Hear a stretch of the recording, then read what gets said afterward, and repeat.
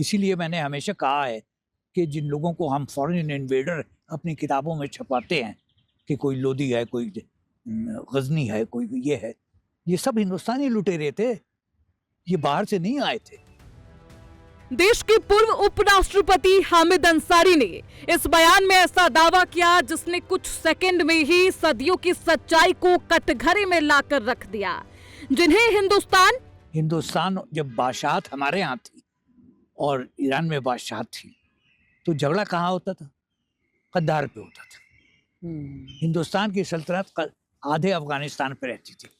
इसीलिए मैंने हमेशा कहा है कि जिन लोगों को हम फॉरेन इन्वेडर अपनी किताबों में छपाते हैं कि कोई लोदी है, कोई गजनी है, कोई ये है, ये सब हिंदुस्तानी लुटेरे थे, ये बाहर से नहीं आए थे। पॉलिटिकली ये कन्वीनियंट है कि साहब हुआ, उन्होंने ये तोड़ दिया, वो तोड़ दिया, सब हिंदुस्तानी थे।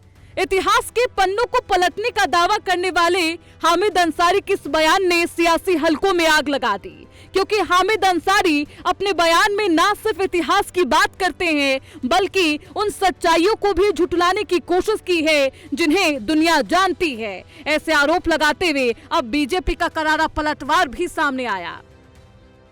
कांग्रेस और उसका इकोसिस्टम हमेशा आक्रांताओं का, हिंदू पर जो अत्याचार करने वाले क्रूर शासकों का महिमा मंडन करने से नहीं चूकता।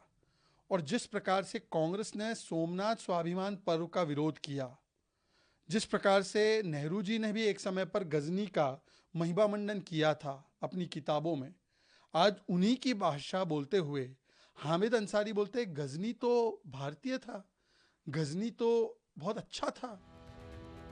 जिन लुटेरों ने हिंदुस्तान को लहूलुहान किया, उनको हिंदुस्तानी बताने के पीछे हामिद अंसारी का मकसद क्या था, ये तो वही जाने। लेकिन उन्होंने जिस गजनी और लोदी को हिंदुस्तानी लुटेरा कहा, उस पर अगर इतिहासकारों की माने तो हामिद अंसारी का बयान झूठा साबित हो रहा। इतिहासकार के मुताबिक महमूद गजनी आधुनिक अफगानिस्तान के गजनी शहर से था। उसने 10वीं और 11वीं शताब्दी के दौरान भारतीय उपमहाद्वीप पर कई आक्रमण किए। गजनी ने भारत में 17 बार आक्रमण किए, जिसमें 125 से 126 ईस्वी में सोमनाथ मंदिर भी लूटे। उसे इतिहासकार द्वारा सर्वसम्मति से विदेशी आक्रमणकारी माना जाता है, क्योंकि उसका आधार और साम्राज्य भारत के बाहर का था।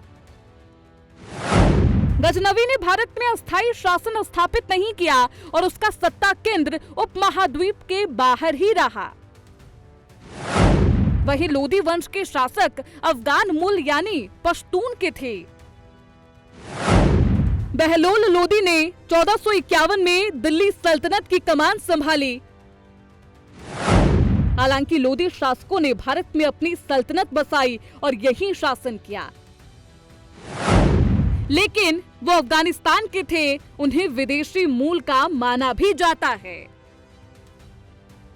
यानी इतिहास भी गजनी और लोदी को आक्रमणकारी मानता है। लिहाजा अब ये सवाल उठ रहा कि क्या ये बात देश के उपराष्ट्रपति रह चुके हामिद अंसारी को नहीं पता थी?